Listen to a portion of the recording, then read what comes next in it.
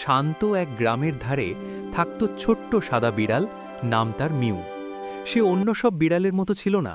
Mu স্বপ্ন দেখত রোমাঞ্চের। এক রাতে জোনাকিরা জ্বলে উঠে বানালো আলোর পথ জাদুর বনের দিকে। কৌতূহলী মিউ চুপচাপ তাদের পিছু নিল। বনের ভেতর হঠাৎ সে শুনতে পেল ক্ষীণ একটা কান্না। ওপরে তাকিয়ে দেখে একটা ছোট্ট পাখি কালো জাদুর লতায় আটকে আছে। ভয় পেলেও মিউ পিছিয়ে গেল না। সে সাহস করে লাফ দিল লতাগুলোর দিকে। তার ছোট্ট নখের আঘাতে লতাগুলো ছিঁড়ে গেল ঝপাস করে, আর চারপাশ ভরে গেল ঝলমলে আলোয়। মুক্ত হয়ে পাখিটা সোনালি আলোয় জ্বলে উঠল। সে ছিল জাদুর পাখি। কৃতজ্ঞ হয়ে পাখিটি মিউকে আশীর্বাদ দিল। তার গলায় জ্বলে উঠল নীল জাদুর তাবিজ।